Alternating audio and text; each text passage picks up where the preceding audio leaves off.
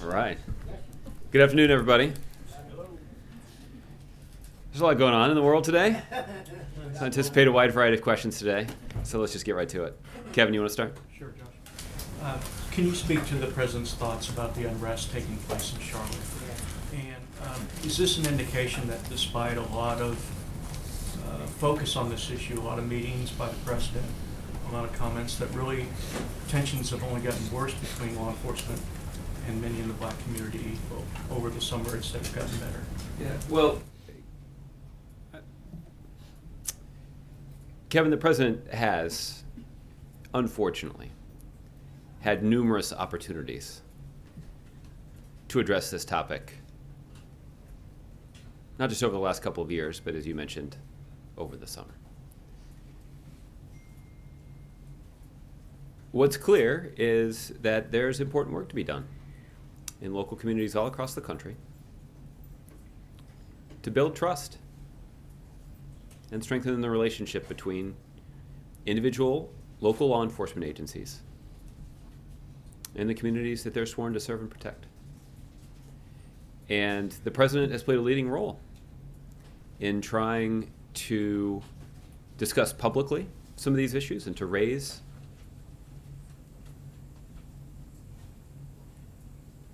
this policy, or these policy questions, as a legitimate priority, something that is worthy of careful consideration by policymakers all across the country. This is a particularly complex set of issues, in part because we know that the vast majority of men and women who work in law enforcement are genuine public servants who keep their community safe and who put their lives on the line to do so. There are countless examples that the President has cited of individuals performing that work heroically and saving lives and saving communities. What's also true, what the President has also addressed, is there are legitimate concerns that have been raised about inequities in our criminal justice system. Those are inequities that break down, in many cases, along racial lines. And those are difficult questions that must be confronted. They cannot be ignored. And the President certainly played his own role in making sure that these issues are not ignored. The President has talked about them publicly on a number of occasions. The President has also convened a task force on 21st century policing that brought together civil rights leaders, academics, leading law enforcement officials to talk about steps that communities can take to build this trust. And the President continues to believe that it's in the interest of everybody for the relationship between local law enforcement and individual communities to improve and to strengthen. That certainly increases the safety of local law enforcement officials and law enforcement officers. It makes them more effective at doing their jobs. And it also makes our community safer, which is ultimately everybody's goal. Okay. I anticipate there will be quite a few questions on that topic. Okay. I wanted to ask about Bashar al-Assad accusing the U.S. of intentionally attacking the Syrian military, saying that multiple planes were involved in what he described as a lengthy attack. I just wanted to get the White House reaction to his comments. Well, I think that we've already addressed publicly that over the weekend there was an incident that is under investigation by the Department of Defense because it may have resulted in a strike not against an intended ISIL target, but against some Syrian government forces. This is something that the Department of Defense is still investigating. But we've acknowledged that an error likely occurred, and we've owned up to that. President Assad, however, has not owned up to the fact that his military has targeted hospitals and refugee camps, carried out barrel bomb attacks against innocent civilians. In some cases, those barrel bombs included using chlorine as a weapon. President Assad is somebody who has contributed greatly to violence, chaos, and bloodshed in his country.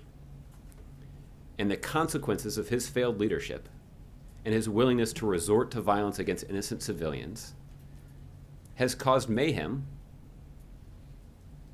not just across his country, but across his country and around the world. That's something that he needs to own up to. And it's certainly the reason that he has lost legitimacy to lead that country. And it's why even the Russians acknowledge his biggest defender in the international community. Even they acknowledge that a political transition inside of Syria is necessary. There appears to be quite a divide between the State Department and the military over a proposal to ground all warplanes in Syria. Have they not been consulting each other? I mean, generals were on the Hill today saying they were against such a proposal.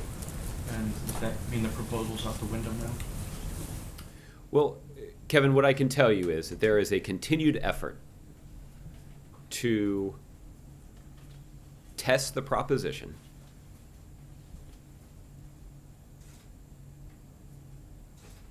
that Russia can succeed in living up to the terms of the cessation of hostilities and persuade the Assad regime to do the same. There is an open question about whether Russia is willing or able to do so. And the last 10 days or so have raised significant doubts about Russia's credibility. That creaking sound you hear is Russia's international credibility taking an additional hit as the Assad regime fails to live up to the commitments that they made in the context of the cessation of hostilities, and as additional evidence indicates that the Russians themselves have not abided by the terms of the cessation of hostilities.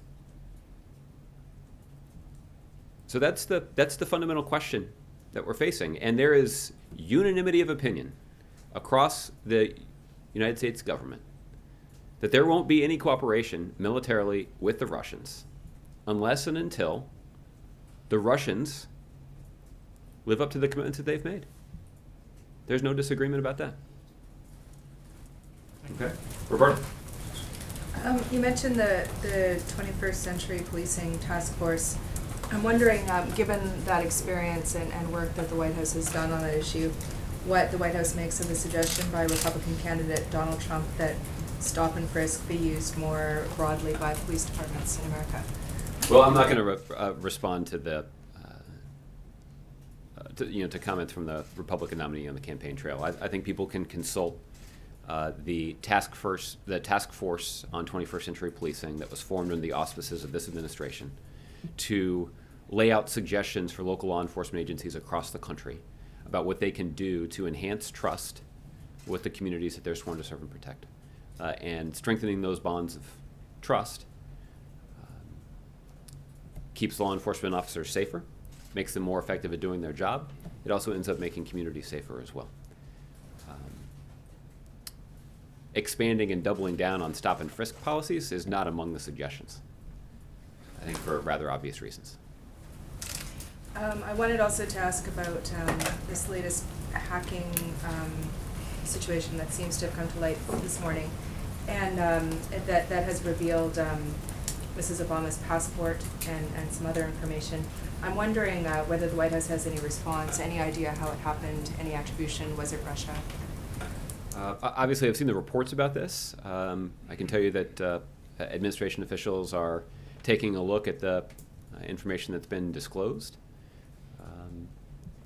Obviously, we take any reports about a cyber breach seriously, particularly if it may include some sensitive information.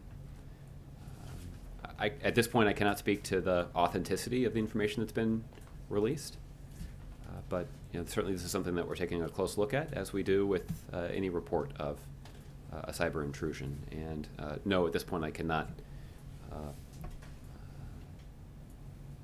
announce any sort of conclusion that's been reached about the individual or individuals that may have been responsible for the cyber breach that resulted in this information being leaked. Okay, April. Josh, I want to go back to Charlotte and also yesterday on another topic, but on Charlotte, on the issue of Charlotte. Has President Obama talked to Secretary Fox about his hometown of Charlotte and what can be done and what his thoughts are? No, I don't believe the president has had a chance to talk to Secretary Fox. I know the president yesterday had the opportunity to talk to both the mayor of Charlotte and the mayor of Tulsa, two communities that are confronting these issues in a real and tangible way right now. I can tell you that the president this afternoon spoke to Governor McCrory from North Carolina to get an additional update about the response to the situation in Charlotte as well. So the president's certainly aware of what's happening, has been in close touch with local officials, and in those conversations, the president has offered his condolences to communities that are mourning the loss of loved ones.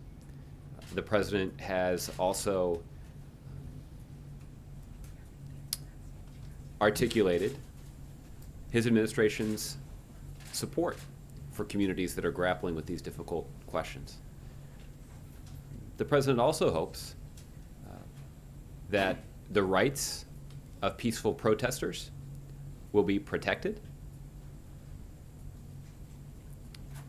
but he also believes that it should be made clear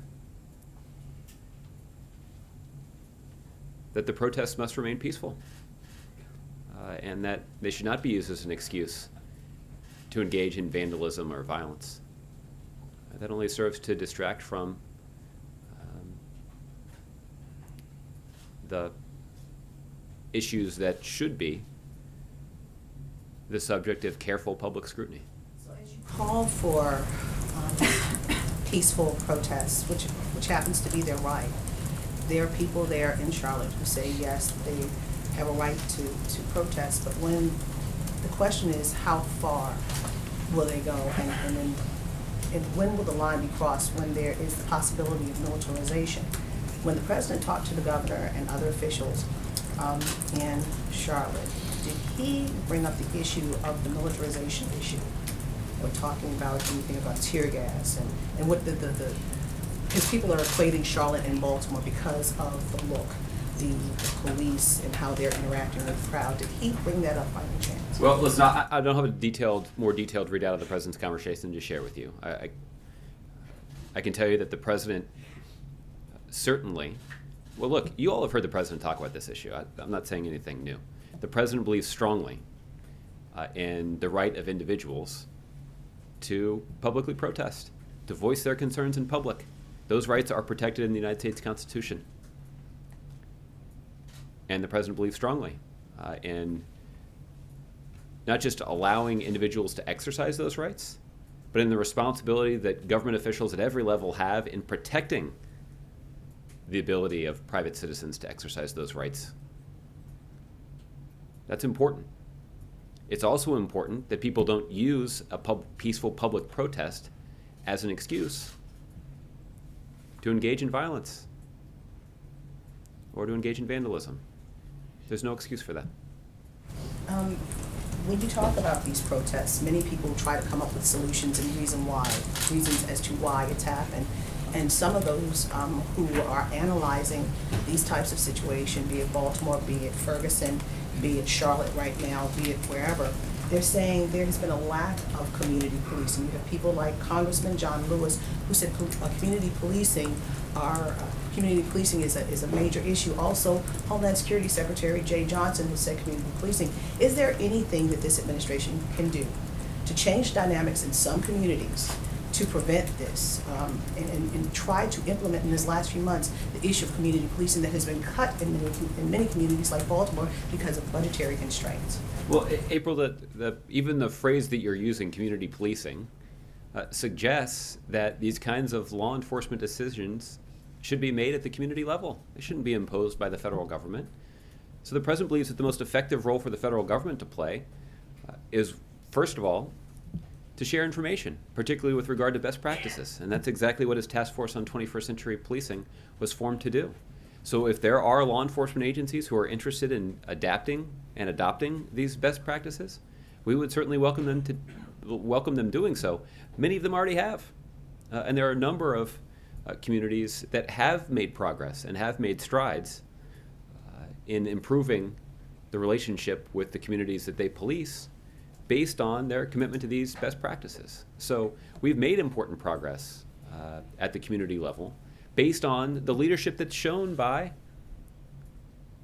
mayors and sheriffs and police chiefs all across the country. The other thing that the federal government can do is look for ways to provide additional resources to local law enforcement agencies that are trying to do the right thing. And there are grants and there's other expertise that the Department of Justice can provide. There is an office at the Department of Justice that's dedicated to community-oriented policing. And in fact, there are some resources from the Department of Justice that are being sent to Charlotte to help that community deal with the situation that they're facing right now. And we certainly would welcome Congress appropriating additional resources that could be deployed to assist communities that are taking on this tough challenge. Homeland Security Head Jay Johnson says this breach between the community and law enforcement is a national security issue. And if it is deemed as such by your head of Homeland Security, why not mandate or executive order it that there should be community policing in these urban areas, in these areas where these types of things are happening? Again, April, you're using the word community-oriented policing, and I think that connotes the idea that it's not a solution that's going to be imposed by the federal government. But your head, your Secretary of Homeland Security says it's a national security issue, so it's gone beyond community if he's saying it's a national security issue. That's just my humble opinion. Okay. But now, wait a minute, one more question. Okay, about yesterday, I'm sorry, okay. Yesterday, on the road, there was a word used by Don King at a rally for Donald Trump. And it's a word that you had to deal with a couple of months ago, the N-word. Did the president say anything about it, and what do you say about the fact that Don King is essentially saying that any African American, no matter what level that they've achieved, is that word? Listen, I'm not gonna, I don't have anything to say in response to his rhetoric. Justin. I wanted to ask about the stopgap spending bill. Republicans released a text of their proposal. It has not been warmly received by House and Senate Democrats, with Senator Reid suggesting the White House would veto it. Is that true? What is your interpretation, and what is your assessment of whether or not a shutdown is an increase in reality here? Well, Justin, when I walked out here, I hadn't heard about any text that's been made public. I know that over the last several weeks, there are a variety of proposals that have been floated on Capitol Hill. What I can tell you is that our principle has not changed. And that is, the president believes that the United States Congress should fulfill its basic duty to pass a budget. And Republicans have failed to do that. Republicans have a strong majority in the House of Representatives. They've got a majority in the United States Senate. And they've had 9 months to work on spending bills and send them to the president's desk. And a grand total of 0 of them have been passed through the House and the Senate. That's a failure of House Republicans to fulfill among their more basic responsibilities. And so that's why Congress right now is faced with this question about passing a short-term budget measure. The president does not believe that a short-term budget measure that only exists because Congress hasn't done their job in the first place should be used to pass ideological riders into law. And the president's not going to be a part of any effort to sign those kinds of ideological riders into law when they're attached to a short-term spending bill. The real question that's facing Congress right now, and the real question that's facing Leader McConnell and Speaker Ryan right now, is whether or not they're going to go along with a Ted Cruz engineered effort backed by Donald Trump to shut down the government under false pretenses. Senator Cruz has certainly done that before. Leader McConnell went along with that before.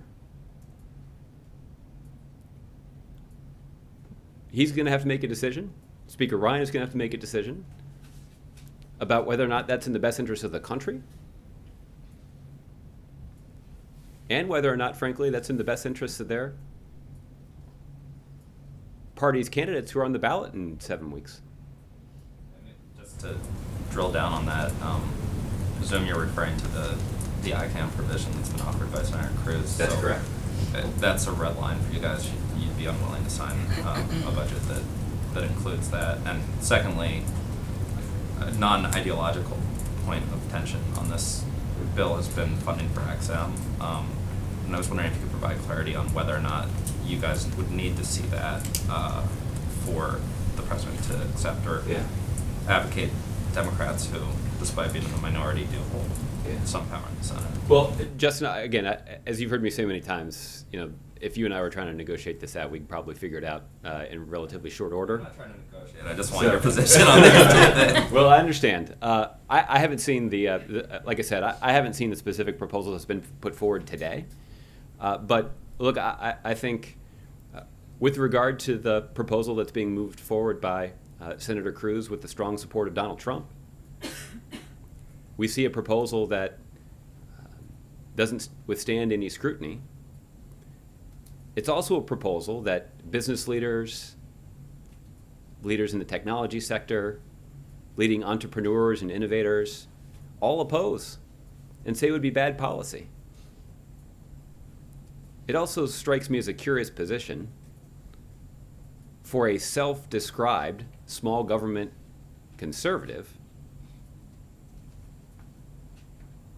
to shut down the government to ensure that the federal government can continue to control the internet. It doesn't make any sense. With regard to the Exim Bank, I think our position on this is actually pretty clear, which is, in some ways, this is Exhibit A of Republican congressional dysfunction. You have Senator Shelby, who sits maybe never actually at the chair of the Senate Banking Committee. That is his title. I don't know if he actually sits in that chair because that committee doesn't seem to do much work. You have a Republican nominee to the XM Bank that is being blocked by Senator Shelby right now. So this is not somebody that President Obama has strongly advocated for. This is somebody that Leader McConnell vouches for. So this isn't a partisan fight. This is just run-of-the-mill Republican dysfunction that, again, I think contributes to the remarkably low standing, or I guess I should say low regard, that the American people hold Congress in right now.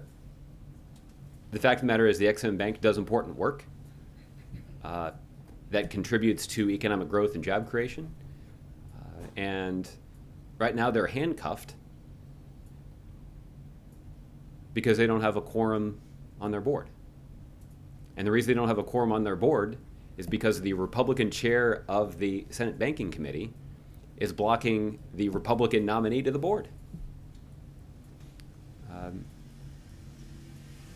I mean, it almost is difficult to describe what poor judgment that shows. And we obviously feel quite strongly about it. And quite frankly, we believe that's something that should have been rectified months ago. But again, maybe it's because Republicans are so dysfunctional. Maybe it's because Republicans are unwilling to do their job in the United States Senate. Maybe it's because Republicans have worked the fewest days of any Congress since the 1950s. There are a variety of explanations. But none of them legitimizes the failure of Republicans in Congress to do something so basic, so nonpartisan, that would improve our economy even further. And we believe they should. Can I ask a couple quick ones on the 9/11 Saudi bill? Sure. First one's just a logistical one. I know you've said that he's going to veto it. Can we expect this is going to be late Friday night? Is this a news dump situation, or is that going to happen? Again, I don't think it's a news dump situation. I think you all are aware of the fact that it's going to happen. It's just a matter of when, and as soon as it does, we'll let you know. But no actual guidance on when the president's planning to do that. Well, certainly before he will do it within the 10-day window that's described in the Constitution. As you point out, the end of that 10-day window is tomorrow evening. Has the administration at all reached out to the Saudis to work on some sort of voluntary move that could provide assistance to 9/11 families and head this off at the pass? Have there been any diplomatic kind of negotiations or discussions around this issue? Well, I'll let the Saudis speak for themselves, but I think the reports that we have seen and their public statements indicate that they're concerned about the passage of this legislation, and they've certainly contacted the United States government about that concern. But I think the important point here, Justin, is it's not just the Saudis who are deeply concerned. Our partners in the EU sent a letter to the State Department indicating their significant concern about the potential passage of this legislation. Just to read briefly from that letter,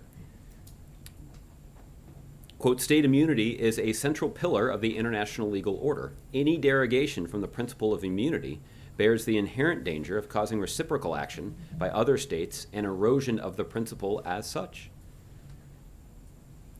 That's some legalistic language that indicates that if this bill were to enter into force, if the president's veto were overridden, the United States government, U.S. service members, U.S. diplomats, and even potentially U.S. companies are at risk of being hauled into court in countries all around the world. And that's something that this principle, the erosion of this principle, is something that the EU is concerned about as well. But the truth is, there's no country in the world that has more at stake in that debate than the United States, because we are engaged in countries around the world. So we certainly have heard from some of our closest partners in the EU expressing their concern about this legislation. I would also note the letter from a bipartisan group of national security experts indicating what they describe as their deep concerns about this bill. And this includes President George W. Bush's Attorney General, President George W. Bush's National Security Advisor, and other officials who have served presidents in both parties. So this is one of those moments in which people who are unencumbered by politics and are allowed to evaluate a particular piece of legislation based on their expertise have a very strong view that mirrors the president.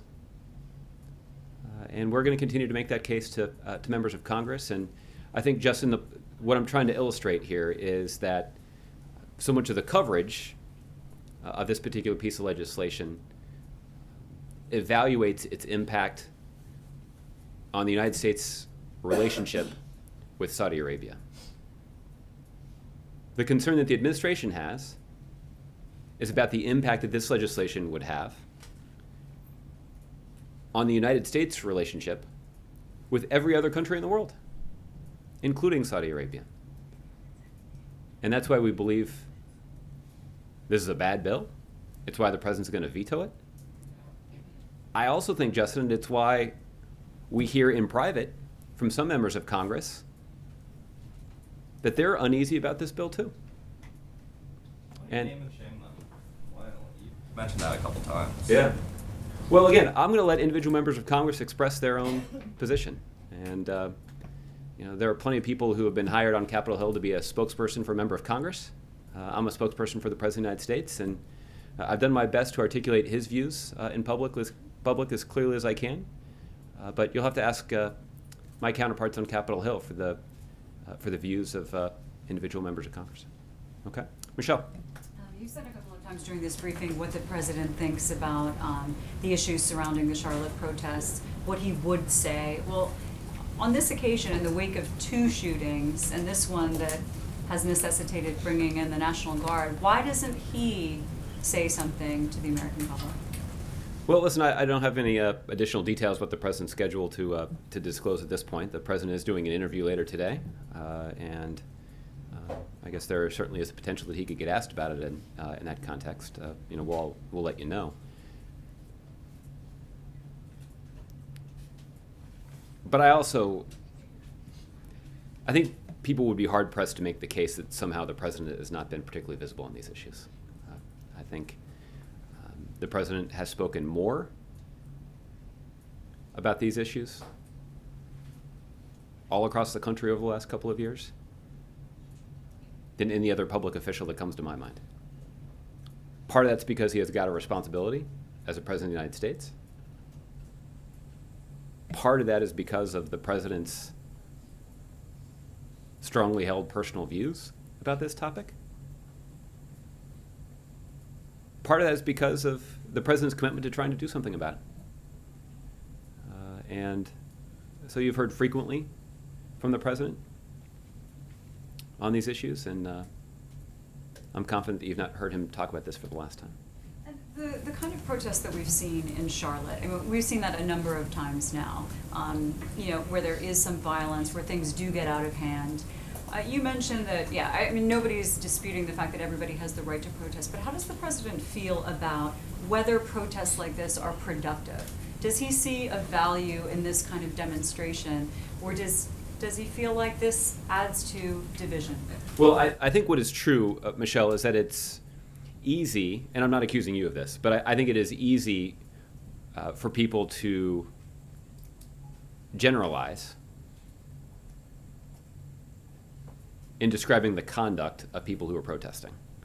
What is typically the case, and I think this is true in communities across the country, is that the vast majority of people who are exercising their constitutionally protected right to protest are doing so peacefully.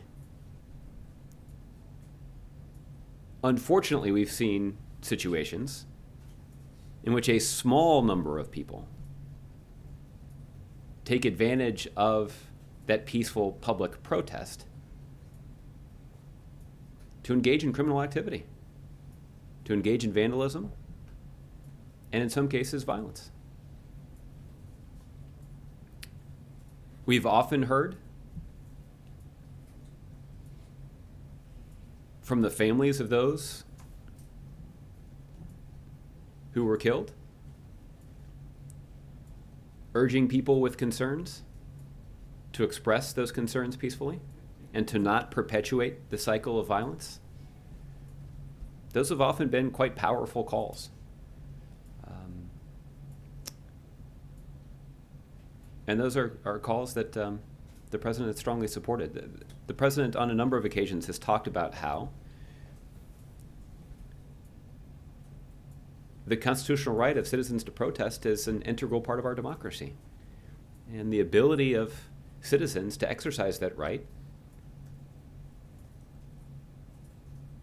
has made our country better and more fair and more just. But protests that are peaceful have more power and are more likely to arouse the conscience of the public and of elected leaders to implement reforms and bring about the kind of change that the protesters would ultimately like to seek. And that's so the president certainly does not believe that there's an excuse for somebody to engage in violence in the context of these protests. But the president also, just as a practical matter, believes that these protests are much more effective and much more likely to have an impact when they're peaceful. This is also not the first time that we've seen a police department have a video of the incident that they haven't released immediately. I mean, eventually that, we all know that video is going to come out, or it's going to be in the public record at some point. It does seem likely. So does the president support just releasing videos like this soon after the existence becomes clear? Because that's going to possibly quell the unrest. Well, look, as I was mentioning to April, individual law enforcement agencies and local elected officials are going to have to make those kinds of decisions consistent with the law that's on the books in their individual jurisdictions. That's the way that it should work. But the president is certainly interested in trying to foster a stronger relationship between local law enforcement and the communities they're sworn to serve and protect. And being as transparent as possible is much more likely to foster that spirit of trust.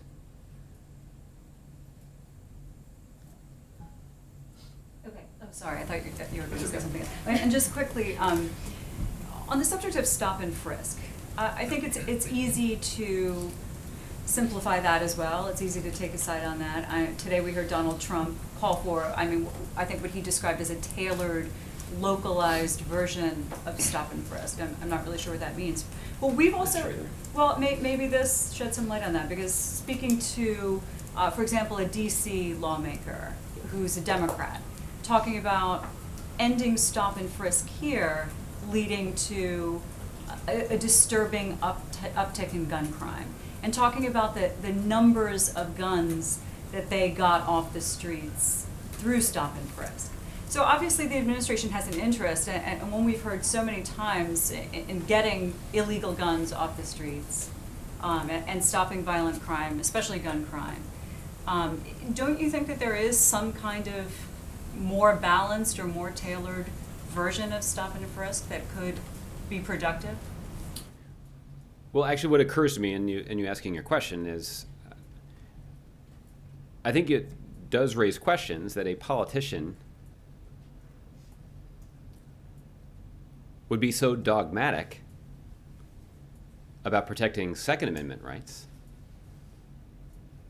yet rather cavalier about protecting the constitutional prohibition against an illegal search and seizure. It might lead one person to conclude that the politician's more interested in playing politics than finding a solution. Okay. Jordan. Thanks, Josh. I have a follow-up on the CR situation. I thought you might. You know me well. We're 8 days away from a shutdown now, and leaders have been saying for a long time they don't think one is going to happen, but they could. So I think they were saying that in 2013 too. Right. So my question is, what is the administration doing to prepare for that situation? Well, there is a standard procedure that's followed by the Office of Management and Budget to ensure that if funding for the federal government lapses, that the appropriate steps are taken to remain in compliance with the law. And that means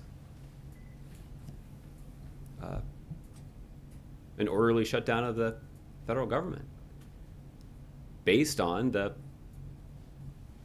lack of congressional action. So what you see on the part of the administration is a continued commitment to effective governance and taking responsibility for serving the American people. Unfortunately, that is not at all what we see from Republicans in Congress. Republicans in Congress have failed to pass a single spending bill through both houses of Congress. That's among the more basic responsibilities of the United States Congress. And the American people elected a Republican majority in the House and a Republican majority in the Senate. You would think that would make it easier for Congress to pass a budget. But it hasn't, because it does require Republicans in Congress to do their job. And whether it's considering the nominees to the Supreme Court, or considering Republican nominees to the XM Bank, or passing spending bills. Too often over the course of this year, we've seen a failure on the part of Republicans in Congress to do their job. That's something they'll have to answer for in a few weeks. Okay. Anita. Thank you. I have a few questions about Charlotte. First, I know that Department of Justice is sending some folks down there today, if they haven't already gone. And I thought you mentioned resources. Were you referring to them, or Yes. is the White House sending additional people? I'm not aware of anybody from the White House that's headed down there, but there are a couple of different offices from the Department of Justice that are headed down there. Let me see if I can get you some. Resources, just personnel? There's Yes. nothing, okay. Yeah. So these are personnel from the Community Relations Service, which is a branch of the Department of Justice, are heading to Charlotte. I know that there are FBI resources, FBI personnel that are based in Charlotte that are available if requested by local law enforcement officials. So that, there are resources that can be provided in the form of personnel and experts who have helped other communities deal with difficult situations like this one. Okay, and then can I ask a couple questions about the 21st Century Task Force that you mentioned? So a couple things. One, they made recommendations, I think, in 2015, about 50 recommendations. But then I have a vague recollection that President Obama stopped in at a meeting that they had earlier this year. Are they still meeting post recommendations, or is the task force done? I can get you an update on their activities. I know that there has been some follow-up work that they've done since the initial release of that initial report in March of 2015. But let me see if we can get you some additional information about other activities that they've been working on. I had a couple other questions about Sure. that. Do you know what has happened with the recommendations that they made? So, Well, the recommendations that they made were recommendations that they made public. And just to, you probably know this, but just so others are aware, this was a task force that included senior law enforcement leaders, civil rights activists, young people who'd protested in Ferguson, academics who have spent years studying this challenge. So this is a genuine cross-section of people with a variety of perspectives and experiences who came together around a set of best practices. They held hearings all across the country. But ultimately, as I was explaining to April, we've got a tradition in this country of local law enforcement decisions being made at the local level. And so these are not practices that the federal government can impose on local law enforcement agencies. Rather, what we can do is put forward these recommendations that are drawn from practices that have been implemented in other communities and make suggestions to local law enforcement agencies that they consider these best practices. There are experts at the Department of Justice that have traveled to some cities to help them in the implementation of some of these best practices. But ultimately, it's the responsibility of local law enforcement leaders and local elected officials to determine how and whether to pursue the implementation of these best practices. It's not something that can be imposed by the federal government. so none of the recommendations, which I don't have in front of me, would be from the federal government level. They would all be at the local level. None would be implemented by the federal government, is what you're saying. I think that there were some suggestions about what the federal government could do. Some of this related to providing equipment to local law enforcement agencies, for example. So there were a handful of things that did relate to the federal government. But when it relates to the policies that are implemented by local law enforcement, that's not something that can be imposed by the federal government. These are best practices that local law enforcement agencies need to determine how, whether and how to implement them in their individual communities.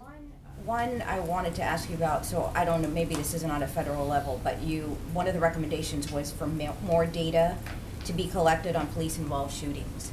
And I would assume that would be countrywide. So do you happen to know if there is such a thing happening, that there's more data being collected? I know there has been an effort to collect more data on this, but we'll see if we can get you some more details. Maybe there's more specific questions. Yeah, if you could put me in the right, Okay. with the right person, I'm interested. Can you give me some of the stuff that she's asking for as well? Sure. Thank you. Thanks. Okay, Mark. Josh, on the 9/11 lawsuit bill, can you say why President Obama is waiting till the end of the 10-day window to cast his veto? Well, Mark, we've made clear that we want to have an opportunity to make our case to members of Congress, and that's what we've been doing over the last several days. But as soon as the president's vetoed the bill, we'll let you know. There's no anguishing going on. You said up teen times he'll veto it, and he will veto it. He will And he veto. has until midnight tomorrow to do it. That's my understanding, yes. And the reason he's And by delaying midnight it- tomorrow, I mean the end of the day tomorrow. Understand. And the reason he's delaying it is because you're reaching out to members of Congress in the hope of avoiding an override. Well, we've certainly been making a case to members of Congress rooted in the principle at stake here, consistent with the argument that's made by these Democratic and Republican national security experts who today said they had deep concerns with the bill. So we have spent the last 8 days making that case, and we're going to continue to do so to Democrats and Republicans in both houses of Congress. And many of those conversations include their staff members as well. And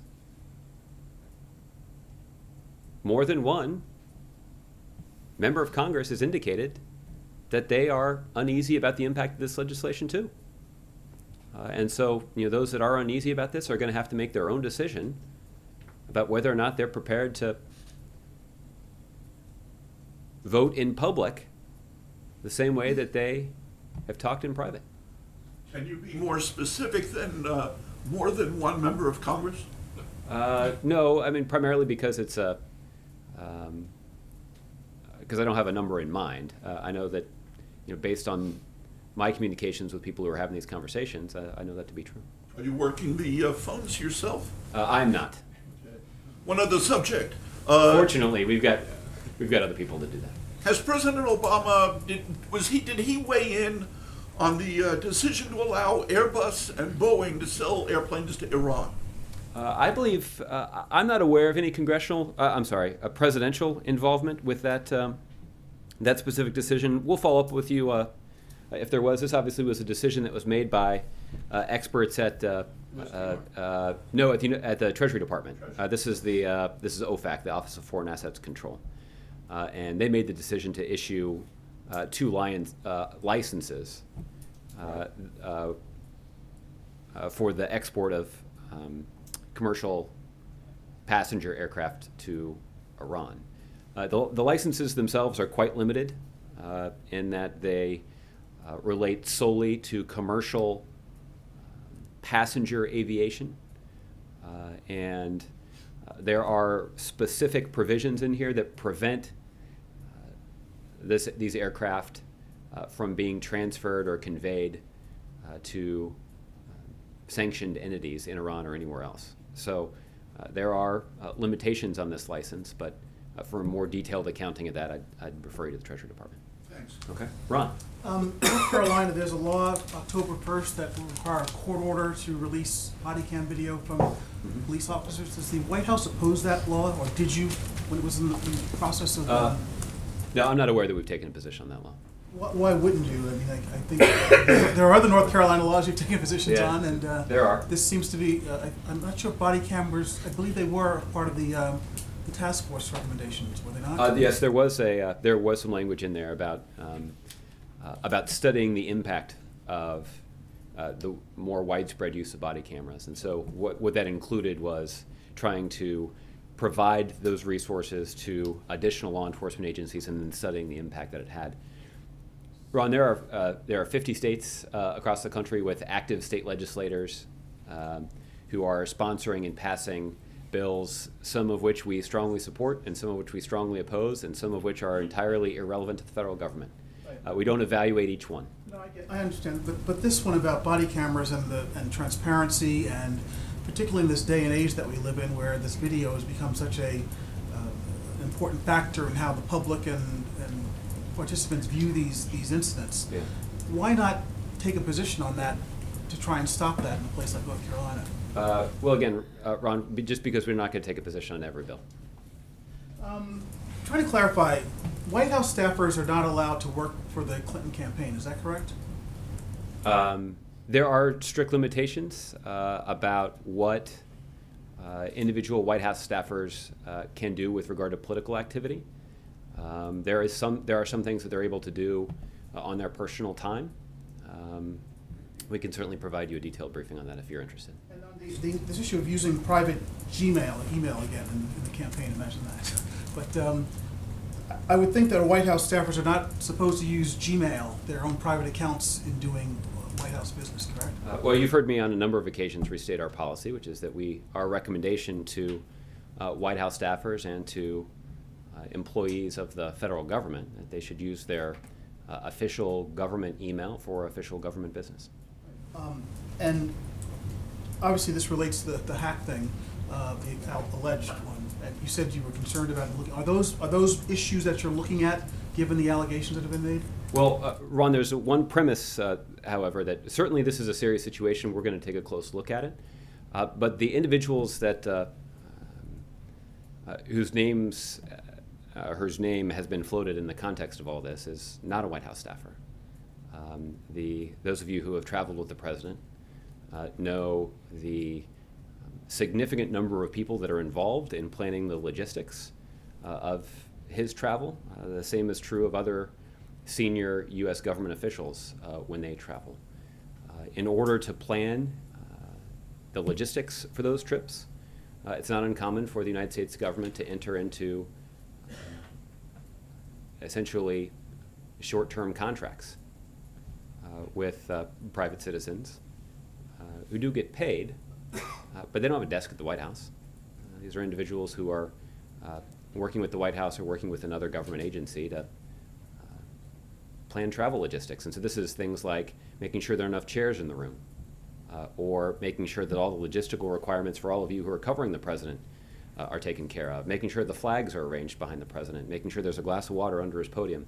Those are the responsibility of advanced staffers. And these are individuals, again, who they're basically, they're akin to contractors in that they work on a short-term periodic basis to assist in travel logistics. And that's what this individual was doing. Well, that's what that individual and hundreds of other people have done over the course of the last 8 years, yeah. And on the Syria situation, General Dunford said something about how, given the attack on the convoy, which he blamed on the Russians, as you have squarely, that should eliminate the possibility of sharing intelligence and, I would presume, moving to this next military phase of sharing information that was going to happen if there was a 7-day period and humanitarian aid delivered, so on and so forth. So essentially, is that the end of the possibility of that ever happening now? Well, Ron, what we have indicated is that conversations between U.S. diplomats and Russian diplomats continue. I think you got a window into that conversation. If you had an opportunity to see Secretary Kerry's remarks at the United Nations Security Council yesterday, he expressed his deep concern about Russian culpability for the attack on the United Nations aid convoy. These are humanitarian workers who are traveling in a very dangerous place, not because they're seeking a profit or glory, but because they're trying to meet the basic humanitarian needs of people who have been suffering for years, people that don't have access to food or clean water or medicine, and they risked their lives to travel to some of the most dangerous neighborhoods in the world to try to bring relief. And the fact that they came under attack from military aircraft is an outrage. And the Russians are culpable because we know this was an airstrike. There were no coalition aircraft in the region. There certainly were no U.S. aircraft in the region. That means it was either the Russians or the Iranian regime that carried out this attack. Syrian regime, sorry. The Iranian, the Russians, or the Syrian regime that carried out this attack. And the Russians, in the context of the cessation of hostilities, have taken responsibility for the conduct of the Syrian regime. We're counting on them to ensure that the Syrians live up to the commitments that are made in the context of the cessation of hostilities. That's why the Russians need to account for this. And so that, however, means that we're going to continue to talk to the Russians and see if this is something that can be salvaged. And just one more on this this hack thing. What it sounds like you're saying essentially is that this apparently involves a contractor on a short-term assignment for the White House. Do these individuals have security clearances? Do they? Again, I'm trying to just. Are you saying this is not a breach of White House cyber security? Well, again, this is something that was just leaked on the internet a few hours ago, so we're still taking a look at exactly what happened. And at this point, I cannot account for the veracity or accuracy of the information that has been posted online. What I can tell you is that there are individuals who essentially have a contract with the federal government on a short-term basis to help with travel planning.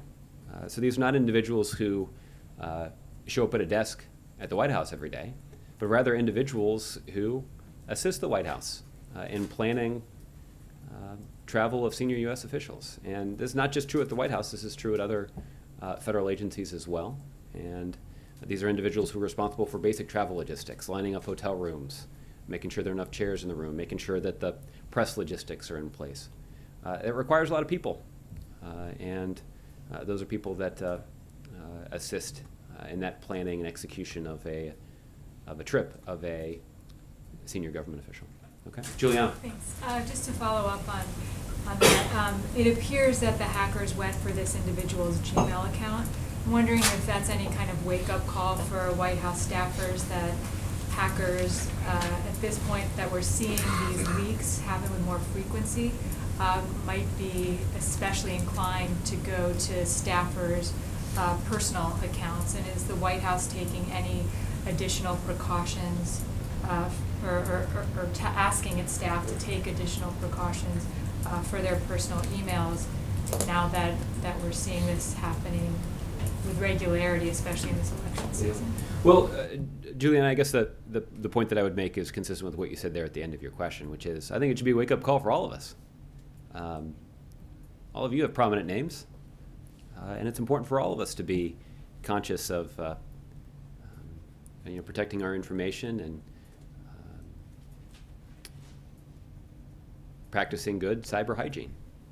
And that certainly is something that we've seen from that's certainly something that we were reminded of in the context of reports about former Secretary of State Colin Powell and the cyber breach that he was a victim of and that was reported on last week. So there's something we all need to be mindful of. Any additional precautions or recommendations going out to staff? I'm not aware of anything like that right now, but certainly this, like I said, this should be a reminder to everybody about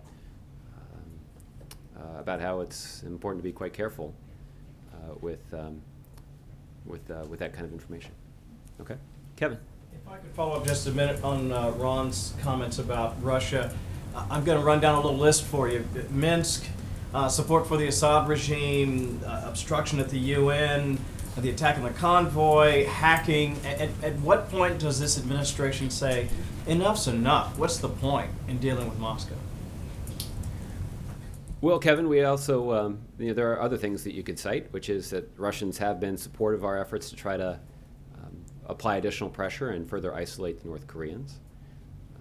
Russia did play an important role in bringing about the international agreement to prevent Iran from obtaining a nuclear weapon.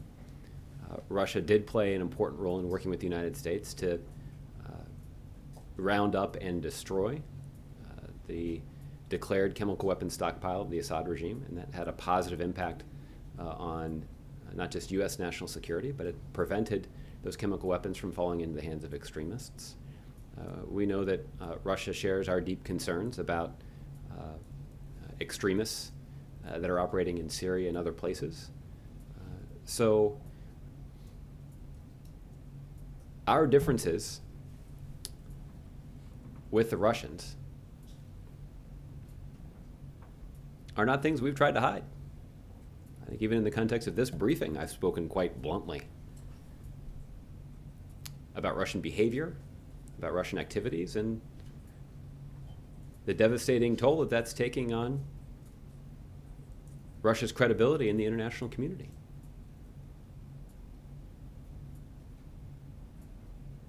But what the United States is trying to do is trying to use the most effective lever we have on the Syrians by engaging the Russians.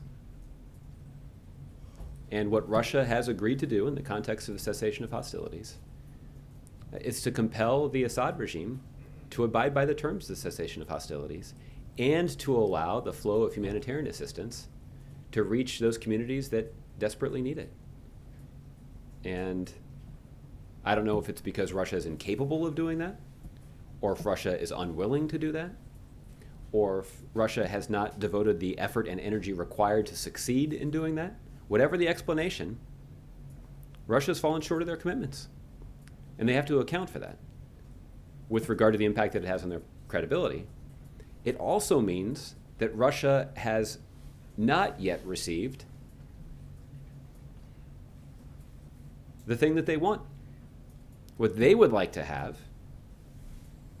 they would like to have the ability to say in the international community that they're working with the United States to confront extremists in Russia, inside of Syria. They haven't gotten that cooperation from the United States because we've insisted that they live up to their terms of the arrangement first, and they failed. It does beg questions about what exactly Russia's aims are. They're taking this big hit to their international credibility, and they haven't got anything for it. And if anything, the situation inside of Syria is worsening in a way that risks drawing Russia even deeper into a quagmire. So these are all, I think, legitimate questions to raise about Russia's strategy and their intentions, and I think these are questions that can only be answered by President Putin himself. But at some point, they're going to have to make a basic decision. And I think the only question is, how much credibility are they willing to spend or lose? Look, spend's the wrong word because they're not getting anything in exchange. So Russia is essentially in a situation where they're pouring their credibility down the drain while they repeatedly fail to live up to the terms of the arrangement. I want to draw your attention to something we talked about, I think it may have been back in March, and that was the release of some of the bin Laden documents, the declassification thereof. I'm just wondering why the administration seems to be a little bit slow in releasing more of them, and is there a reason for that? I don't have, I haven't recently received an update on the pace of releasing those documents. I know that there are a substantial number of those documents and materials that have already been released. But there are additional materials that continue to be reviewed by the intelligence community to see what we can learn about the Al-Qaeda network and to see what we can learn about the tactics and strategies that are employed by our adversaries. But I'd refer you to the Director of National Intelligence in his office for an update in terms of where the declassification effort stands. Yeah, and I ask because I just wonder if the release of more might sort of run counter to maybe the administration's perspective on Al-Qaeda, for example, or jihadism in general. Is that a fair criticism? No, because that's not the criteria that's being used to evaluate the release of this information. But again, I guess you just have to ask the ODNI for an update on the status of that declassification effort. Would the White House be open to officially ending the availability of cash payments being made to Iran? Well, I know that there's been a lot of rhetoric and a lot of accusations that have gone along with that rhetoric in Congress. But I haven't seen any serious proposals that would garner the support of the administration. I also haven't seen any serious proposals that would actually enhance our national security. Well, let me just follow for just a second then. I guess because people would say, well, cash payments are tougher to trace. You've heard people make that suggestion.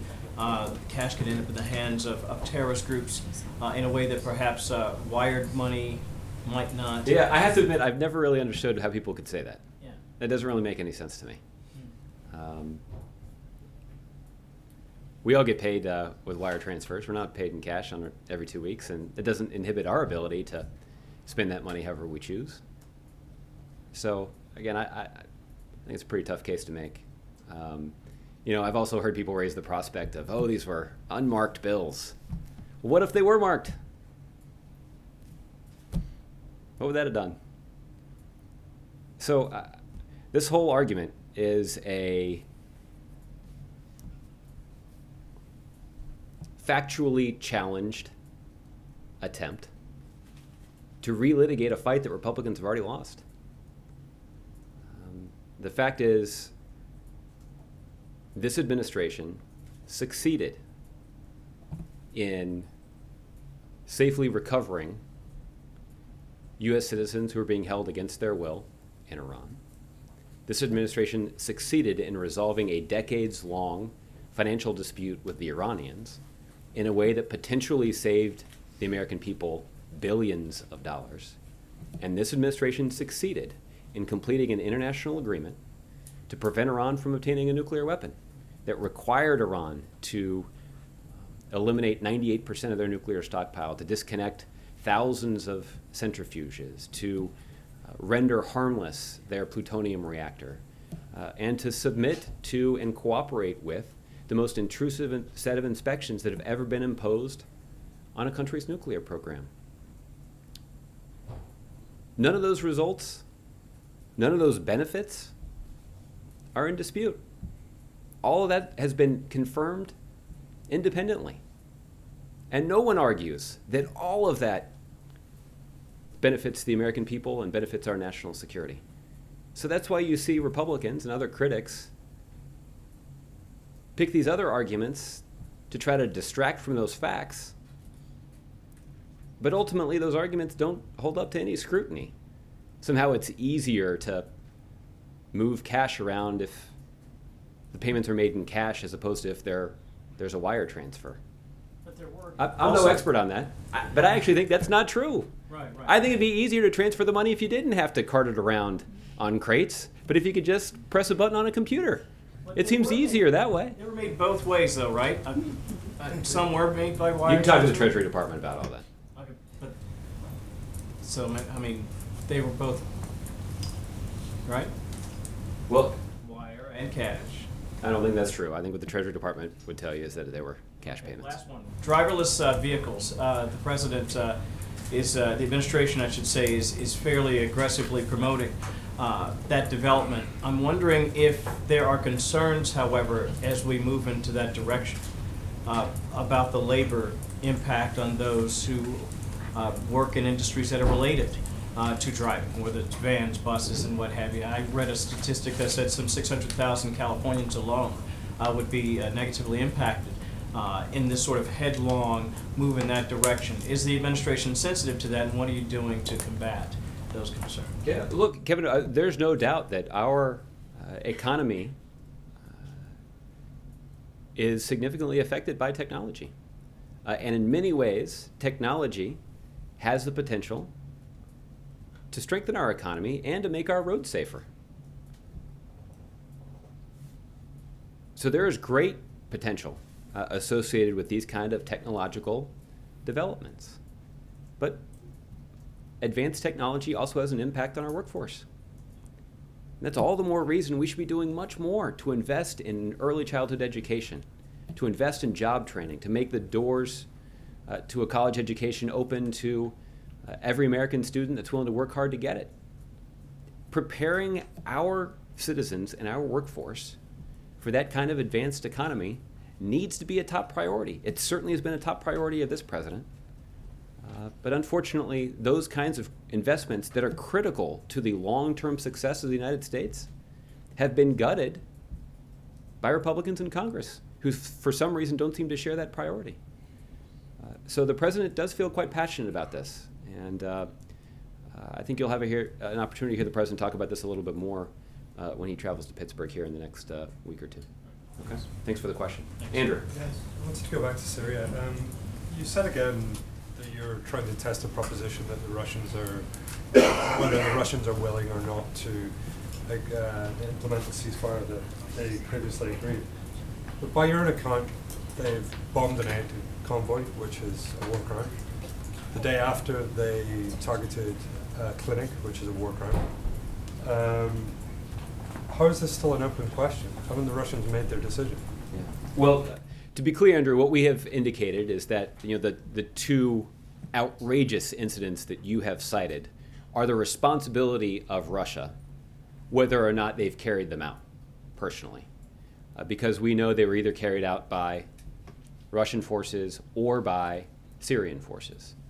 And given the influence that Russia has committed to use with the Assad regime to get them to stop carrying out those actions, either way, Russia's responsible. And it has taken an impact on their credibility. And as skeptical as this administration was on the front end of this agreement, I'll put it mildly and say there's nothing that Russia has done to reduce that skepticism. And it does raise questions for the Russians about what they're prepared to do.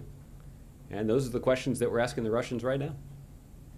The president, in the interview that was published last night, said that Syria haunts him, but he says that basically his decisions on Syria, he thinks that his decisions on Syria were correct and in the national interest. Should we infer from that that if the status quo broadly continues, if Russia keeps on bombing, if tens of thousands more people die, that he's not going to change course? No, I wouldn't interpret it that way, Andrew. I think it's important to... The president's Syria policy has been second-guessed by many, many people. I think the president acknowledged in the interview that he himself has reviewed the decisions that he has had to make with regard to U.S. policy in Syria. And as he has reviewed those decisions, he's concluded that each time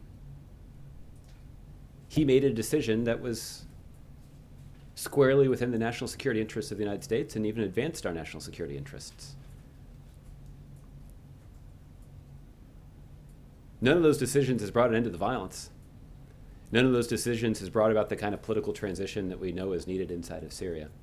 None of those decisions have eliminated entirely the extremist organizations that are operating in Syria. But each of those decisions has mitigated the negative impact on our national security. And the president's going to continue to make decisions in the 4 months that remain in that he remains in office, focused on our national security and focused on what he can do to better protect the American people. The consequences of those decisions include building a coalition with 67 members that have gone to great lengths to degrade and ultimately destroy ISIL. Iraqi security forces have made progress on the ground in taking back about 50% of the territory that ISIL previously controlled. The percentage is somewhat smaller in Syria, but there have been important gains that have been made in Syria, including in key areas along the Turkey-Syria border. The United States and our coalition partners have made important progress in taking out leading ISIL figures. In just the last couple of weeks, 2 senior ISIL officials responsible for external plotting operations have been taken off the battlefield. So we made important progress, and that progress was a result of decisions and leadership that President Obama exercised. But the president would be the first one to tell you that there's a whole lot more that remains undone, and that our goals there have still not been accomplished, that the humanitarian toll that this chaos has taken is far too great. Too many innocent people continue to be killed. Too many innocent people have been forced to flee their homes. Too many countries around the region and in Europe have been strained by the burden of caring for innocent people fleeing violence in Syria. So I think that's the point that the president's making. And moving forward, the president's going to continue to make decisions with the national security of the United States highest on the priority list. Okay, and just a final question. As you know, Congress is considering additional sanctions on the Syrian regime.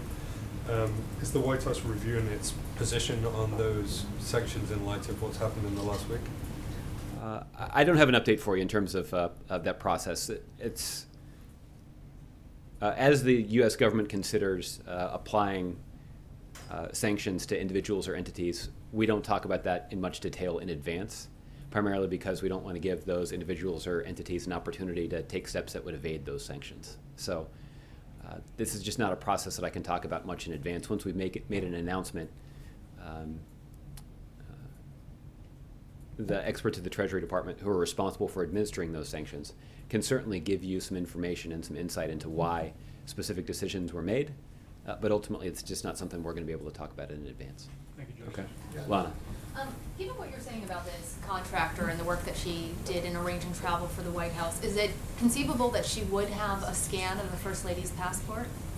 Again, I just can't talk about the contents of the information that's been leaked. This is still something that is just a few hours old and something that officials in the U.S. government are taking a look at. Does the White House care to comment on the testimony of the CEO, Heather Brush, from Mylan Pharmaceuticals and the rising cost of EpiPens? Well, listen, I didn't get a chance to see much of the testimony firsthand. I was traveling in New York with the president yesterday. I think what I can say in general is that the administration welcomes close congressional scrutiny of steps that we can take to reduce the cost of prescription drugs. And ironically,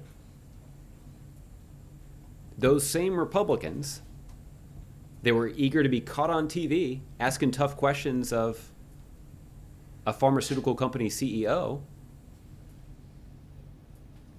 are also preventing the U.S. government from negotiating a better price for the taxpayers. Is it because they're also taking significant campaign contributions from pharmaceutical companies and their CEOs? You might have to ask them. But it certainly is not a good look for Republicans in the United States Congress. And if they were really committed to reducing prescription drug prices, then they'd get behind the administration proposal to do exactly that. Because the president feels strongly about this. The president's put forward specific proposals to reduce prescription drug costs in a way that would be good for taxpayers and good for patients. But Republicans have shown no interest in it because they're much more worried about protecting the interests of pharmaceutical companies. One more question. President Obama, just a little bit ago, said that arts and humanities are reflective of our national soul in selecting Spanish-American chef Jose Andres, who has had a very public feud with the Republican nominee. Is the president making a point about inclusiveness as part of the American soul? Well, I think that's a point that the president's made on a number of occasions, even long before anybody considered the political career of the current Republican nominee. You don't have to spend too much time reading Mr. Andres' biography to determine that he is a very worthy recipient of the recognition that he received today. Okay. That too? That too. Jane, I'll give you the last one. Thank you, Josh. On North Korea, North Korean Foreign Minister Lee Yong-ho said that the war already began. The war already started between the South Korea and North Korea, and North Korea might using their nuclear weapons. Any comment on this? I didn't see that specific comment, but it certainly sounds like the kind of inflammatory rhetoric and provocative statement that's counterproductive. What the international community seeks is de-escalation on the Korean Peninsula. We're seeking stability on the Korean Peninsula. And we're seeking the denuclearization of the Korean Peninsula. Those are principles that the South Koreans, that the United States, our allies in Japan, and other places are all committed to. Countries like China and Russia, who aren't allies of the United States, and as Kevin pointed out earlier, are in many cases competitors at best of the United States, adversaries even. But they agree with greater stability and denuclearization of the Korean Peninsula. And that's the message that the international community is unified around. Does the president have any particular plans toward North Korea, such as preemptive strikes? Well, no, I don't have any. Well, let me just say it this way, without just in general, not specifically to North Korea. As an operational matter, we're not going to discuss any preemptive military actions in advance. And I think that's for a simple and obvious reason. More generally, what President Obama has said with regard to North Korea is that the international community needs to consider what additional steps we can take to further isolate the North Koreans, particularly in the aftermath of their latest nuclear test, which is in violation of a wide variety of UN resolutions and other international obligations that just about every other country in the world complies with. So the international community takes this quite seriously. The United States takes this quite seriously. This is something that has been discussed in the context of the United Nations Security Council, and I know that there's work that's being done at the United Nations to consider what additional steps should be taken in response to the latest North Korean nuclear test. Okay. All right. Thanks, everybody. We'll see you tomorrow. Hey, Josh, you mentioned a Pittsburgh trip. When is that? We'll get you some more details on that.